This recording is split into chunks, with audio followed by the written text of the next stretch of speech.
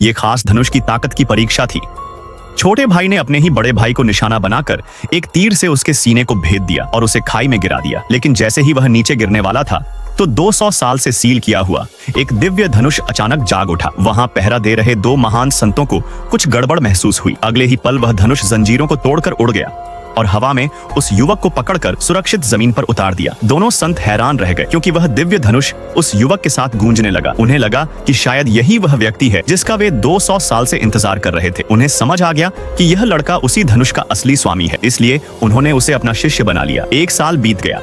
गुरुओं की शिक्षा में उसकी ताकत बहुत बढ़ गई और उसकी तलवारबाजी अद्भुत हो गई। उसकी प्रतिभा देखकर गुरुओं ने उसे सूर्य विजेता धनुष दे दिया, लेकिन उन्होंने कहा कि यह सिर्फ कुछ दर्जन किलो का साधारण लोहे का धनुष है और उसे दिन रात इसे साथ रखना होगा, इसी से अभ्यास करना होगा। जब उसने धनुष की ताकत आजमानी चाही तो वह उसे ठीक से उठा भी नहीं पाया। दोनों हाथों से पकड़कर मुश्किल से उठा सका। जब उसने डोरी खींचने की कोशिश की तो पूरी ताकत लगाने पर भी बस कुछ सेंटीमीटर ही खींच पाया। वह अपनी कमजोरी पर दुखी हुआ, लेकिन गुरु शांत रहे और उसे पहाड़ से नीचे जाकर अभ्यास करने और अपने परिवार का बदला लेने को कहा। उसके जाने के बाद एक गुरु ने दूसरे गुरु का कान खींचते हुए कहा, तुमने तो उसे मुश्किल में डाल दिया। वह धनुष साधारण नहीं, बहुत भारी है। उसका वजन लाखों किलो के बराबर है। उसकी असली ताकत दब जाएगी। वह अपना बदला कैसे ले पाएगा? दूसरे गुरु ने जवाब दिया, अगर उसकी ताकत छिपी रहेगी तो बुरे लोग उसे पहचान नहीं पाएंगे। अभी उसके लिए यही अच्छा है। पहाड़ से उतरते ही युवक सबसे पहले अपने पुराने संप्रदाय के पास गया ताकि पुराना हिसाब चुकता कर सके। गुस्से में उसने एक तीर चलाकर मुख्य द्वार को तोड़ दिया। वह अब वापस आ चुका था। न्याय लेने के लिए उसी समय वहाँ नए प्रमुख के चुनाव की प्रतियोगिता हो रही थी। उसने भी भाग लेने का फैसला किया। जब छोटे भाई ने उसे जिंदा देखा तो चौंक गया, लेकिन उसने खुशी खुशी उसे प्रतियोगिता में शामिल होने दिया क्योंकि वह वहीं उसे खत्म करना चाहता था। प्रतियोगिता में एक प्रसिद्ध तलवार गुरु और एक रहस्यमयी महिला भी आई थी। पहला दौर था।